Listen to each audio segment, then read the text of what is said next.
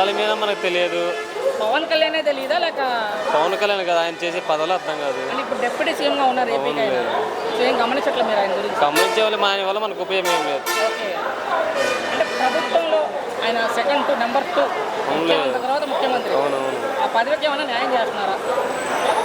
పదం కాదు మనకి ఏం తెలుసు అన్నంత.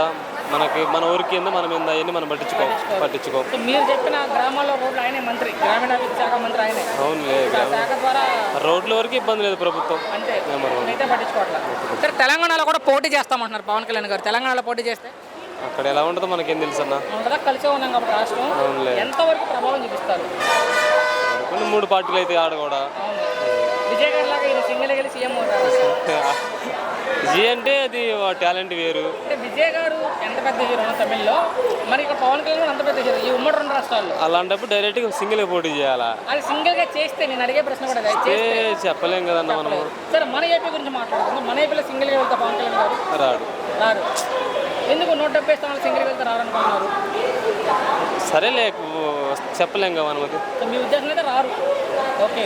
సరే, ఒకటే ప్రశ్న. మాజీ మంత్రి రోజా గారు మాట్లాడుతూ ఏపీలోనే ఏం పేకలేపారు పవన్ కళ్యాణ్, తెలంగాణలో ఏం పొడుస్తారంటున్నారు.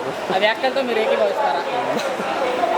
సరే, అవన్నీ రాంగ్ మాటలు ఎక్కడ చేసుకుంటారు. సరే, ఈ 2 ఏళ్లలో పవన్ కళ్యాణ్ డబ్బులు చేసాడని కానీ అవినీతి చేశాడని కానీ ఏమైనా విన్నారా?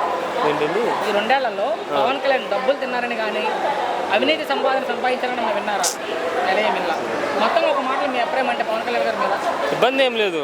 ఫ్యాన్స్ మనం పవన్ కళ్యాణ్ ఫ్యాన్స్, దాని గురించి ఇబ్బంది ఏం లేదు. ఆయన అభిమానం, దాని గురించి ఇబ్బంది లేదు. పోటీ అనేది సింగిల్గా పోటీ చేస్తే ఒకసారి ఓడిపోవాలి, 2సారి గెలుస్తాడు.